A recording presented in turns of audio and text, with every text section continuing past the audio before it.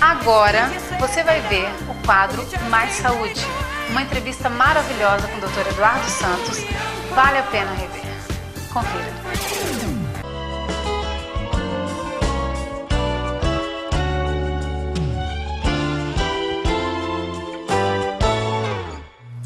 O Mais Saúde de hoje acontece aqui no nosso estúdio. Estamos recebendo o Dr. Eduardo Santos, otorrinolaringologista, que veio diretamente de Santo André para nos atender aqui em Alta Floresta. Tudo bom, doutor? Tudo bem, boa tarde, Flávio. Eu queria agradecer a oportunidade de estar aqui no programa hoje à tarde para poder esclarecer e dar algumas dicas, algumas informações para o pessoal a respeito da minha especialidade. Ótimo. Aliás, a especialidade do Dr. Eduardo é muito interessante, muito importante, porque ele trata do ouvido, nariz e garganta. É isso? Exatamente, por isso esse nome comprido, otorrinolaringologia. E põe comprido nisso. Põe comprido nisso. Então, ótimo. Para começar, eu gostaria que o doutor explicasse o que é a tua especialidade, para que funciona. Olha, a minha especialidade, como o nome diz, ela abrange patologias e doenças relacionadas com a parte de ouvido, nariz e garganta.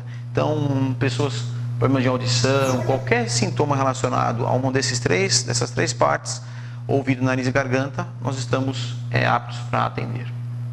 Ótimo. E assim, nós não temos um especialista da área residente aqui na nossa cidade, mas tem uma notícia boa. Logo, logo, em breve, quem sabe, o doutor Eduardo vai estar vindo para cá, para Alta Floresta. Exatamente. Porque no momento, ele vem uma vez por mês, Uma vez por mês. Geralmente a última ou a penúltima semana do mês eu venho, fico a semana inteira atendendo e volto. Mas a minha intenção é aumentar cada vez mais essa frequência e, se Deus quiser, logo, logo vim morar aqui em Alta Floresta. Olha que notícia boa, gente, isso é muito bom. Agora, para começar, vamos esclarecer algumas dúvidas recorrentes, algumas coisas que você que está do outro lado, às vezes não sabe o que fazer, não sabe como funciona, não sabe o porquê. Então, hoje o doutor Eduardo vai nos tirar essas dúvidas.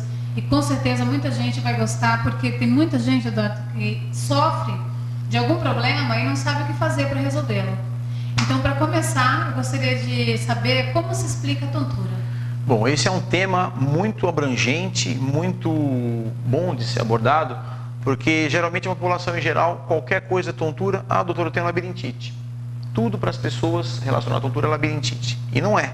A tontura ela é um sintoma que pode acontecer desde um abuso de café pela pessoa até um problema, um tumor cerebral. Então temos inúmeras causas, inúmeras patologias ou problemas, ou até mesmo ações que os pacientes têm que evoluem com tontura.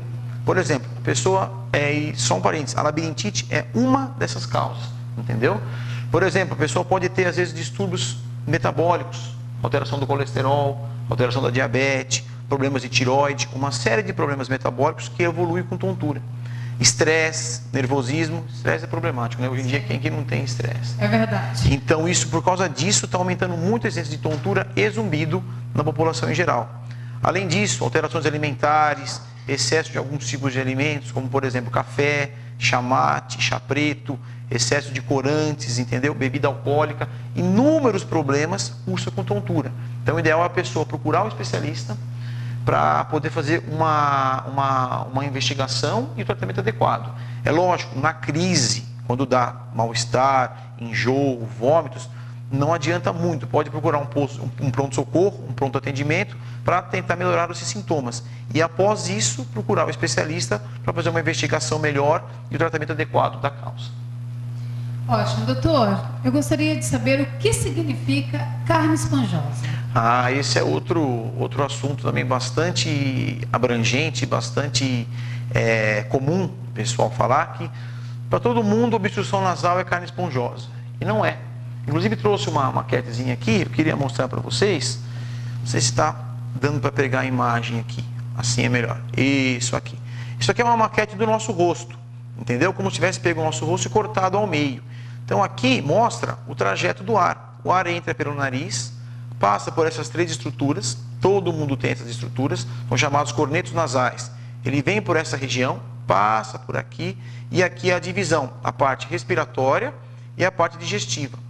Então a carne esponjosa que o pessoal fala, pode ser duas coisas, ou a adenoide, que é a mesma coisa que a amígdala e fica nessa região aqui, ou um aumento dessas estruturas nasais, que são os cornetos nasais. tá? Isso aqui é causado ou por alergia, por rinite, são as causas mais comuns. E a carne esponjosa, que o pessoal fala da adenoide, é uma estrutura que fica nessa região, na transição do nariz para a garganta, tá? Então tem que fazer uma investigação para ver se a pessoa tem um problema nasal ou a hipertrofia dessa estrutura. E de acordo com o que tiver, fazer o tratamento adequado, que pode ser ou medicamentoso ou com cirurgia. Vai depender do que a pessoa tem. Entendeu? Gostei muito dessa é uma maquetezinha, eu uso no consultório para mostrar para os pacientes.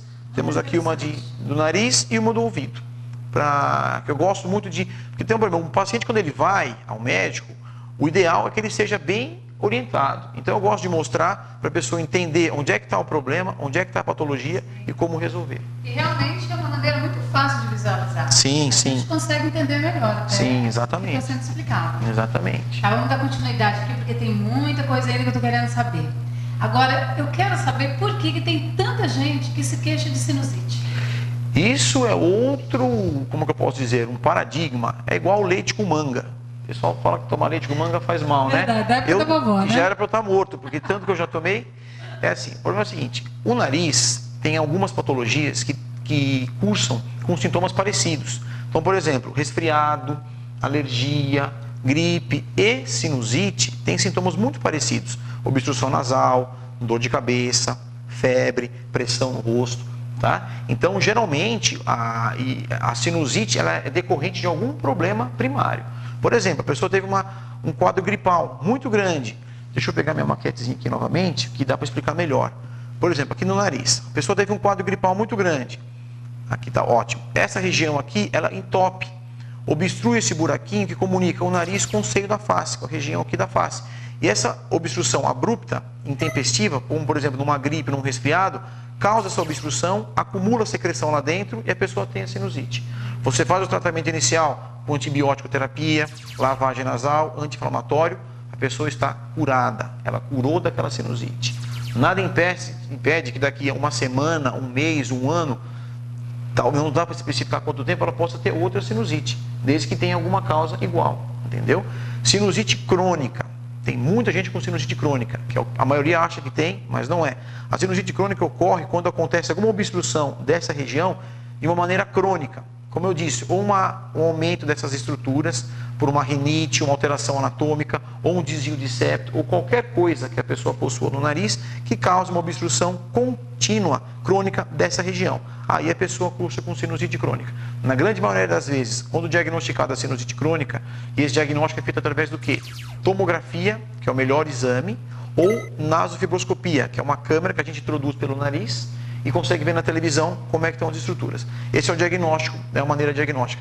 Em se tratando de sinusite crônica, o tratamento mais comum é cirurgia, para tirar o que está causando, entendeu? Então, você que está dor de cabeça, nariz tampado, nariz escorrendo, pode ser que tenha sinusite, mas pode ser também uma alergia ou algum quadro gripal. Por isso, procure o especialista, que ele consegue dar sequência no tratamento e uma orientação melhor. Muito interessante isso, porque realmente a maioria das pessoas reclamam que está sentindo dor, está sentindo alguma coisa e eles acham sempre que é sinusite. Então, geralmente no consultório eu recebo muito paciente caminhado do neuro. Qualquer pessoa, doutor, eu tenho dor de cabeça aqui, tenho dor de cabeça aqui. E não tem nada a ver com sinusite. Dor de cabeça causada pela sinusite, o paciente tem que evoluir com alguma queixa nasal. Por exemplo, ou obstrução nasal, alteração na percepção do cheiro, secreção nasal, alguma queixa nasal para evoluir com sinusite. Eventualmente, pode ter sinusite sem ter queixa nasal, mas a grande maioria tem que ter queixa nasal. O que pode causar dor de cabeça, que o pessoal às vezes não sabe, a articulação temporomandibular, alteração dessa articulação, evolui com dor de cabeça, tensão no pescoço, pode evoluir com dor de cabeça, e uma série de outros problemas que evoluem com dor de cabeça, mas a pessoa, às vezes por falta de um esclarecimento, dor de cabeça, sinusite, e muitas vezes não é o que acontece. E isso é muito perigoso. Porque a maioria das pessoas não procuram um especialista, vão tratar como se fosse uma sinusite e isso pode recorrer muito acaba utilizando antibióticos de uma maneira indiscriminada. Isso. Então a pessoa às vezes acaba gastando dinheiro com antibiótico quando não precisava. Exatamente. Às vezes uma lavagem nasal, algum outro remédio mais simples, resolveria o problema. E pode estar até provocando um problema mais sério? Sem dúvida. Pode ter algum outro problema mais sério que mascara com essa ideia. Estão ouvindo bem? Porque assim, se você tiver algum problema, se estiver sentindo alguma dor, corre, procura um especialista que ele vai conseguir diagnosticar realmente o que você tem. Exatamente. Porque às vezes a pessoa procura, ou às vezes nem procura, né? Vai direto na farmácia, pede um remédio lá qualquer que acha que vai resolver o problema e só vai piorar esse problema. Isso pode se transformar numa doença crônica. Sem dúvida. E aí quando vai procurar um especialista já é tarde demais. Exatamente, tem que fazer um tratamento um pouco mais intempestivo, um pouco mais agressivo, como se fosse talvez uma cirurgia. Isso. Agora vamos para uma pergunta que é assim demais. Porque a maioria das pessoas tem essa dúvida, inventam-se muitas histórias em torno disso. É como as historinhas da vovó, da leite com manga, essas coisas assim. Cada um tem uma teoria e nem sempre é o correto. Quase sempre não é o correto. Então agora o doutor Eduardo vai nos esclarecer. O que causa o ronco? Ótima pergunta, ótima pergunta. O ronco, várias coisas, várias patologias têm uma série de fatores causais. O ronco é uma delas. O ronco é causado por alguma dificuldade na entrada e saída do ar pela via aérea. Então o problema pode ter onde? O problema pode estar no nariz, na transição do nariz para a garganta, na laringe ou até mesmo aonde? Na nossa barriguinha. Pessoas que, como muito obesas, que a gente não ganha peso só na barriga, no braço, no rosto. Na transição da via respiratória pode acumular gordura. E essa gordura acumulada diminui o tamanho da via aérea, causando uma flacidez e uma dificuldade na passagem do ar. Aí a pessoa vai roncar. Muitas pessoas chegam assim para mim e falam assim: doutor, eu ronco, eu quero fazer a cirurgia do ronco, que é a cirurgia na garganta, onde remove a amígdala, faz uma cirurgia na úvula, que é a campainha, e uns pontos para aumentar a passagem do ar. Muitas vezes essa cirurgia resolve o problema, só que muitas vezes não é essa cirurgia que resolve o problema. Tem que ver como é que está o nariz, se a pessoa engordou muito, se tem alguma alteração metabólica, por exemplo, hipotireoidismo pode causar ronco, entendeu? Alterações alimentares, cigarro causa ronco, porque tudo que relaxa a musculatura prejudica o ronco. Por exemplo, o maridão chega domingo, foi jogar bola com os amigos, teve aquele churrascão, fumou e tomou cerveja. Ele vai deitar e vai roncar muito, porque o álcool e o cigarro relaxam a musculatura, ele deita o tecido todo, relaxa, aí tem dificuldade na passagem do ar, entendeu? Então tem inúmeros problemas, desvio septal, carne esponjosa, que nós falamos até agora há pouco, pode causar, às vezes, alguma coisa mais séria, tumor, alguma alteração na base da língua ou na transição do nariz para a garganta, alterações na face. Tem pessoas que têm essa região da mandíbula posteriorizada, isso encosta lá atrás, não deixa o ar passar. Tem pessoas que têm uma alteração na arcada dentária, onde a boquinha é pequena, então a língua fica maior para o tamanho da boca. Não são pessoas linguarudas, são pessoas que são alterações anatômicas que ocorrem e fazem com que a língua acabe, quando a pessoa deita, esse tecido mole vai para trás da garganta, tampa e a pessoa acaba roncando. Nesse caso, tem como tratamento aparelhos intraorais, aparelhos no dentista ou até mesmo alguma cirurgia para diminuir um pedacinho da língua. Então tem inúmeros fatores que estão relacionados ao ronco. Eu sempre desconfiei que o álcool e o cigarro tinha muito a ver com ronco. Porque realmente você falou, é uma grande realidade.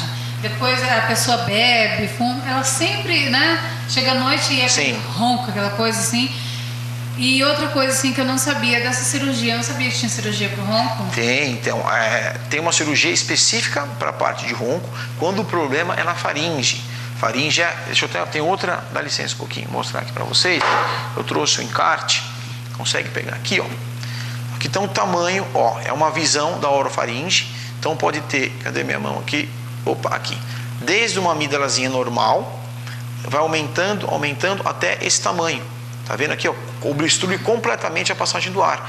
Então, nesses casos, geralmente daqui para cá, a gente realiza a cirurgia do ronco. Outra que eu falei da pessoa com a língua grande. Vocês estão vendo aqui, ó?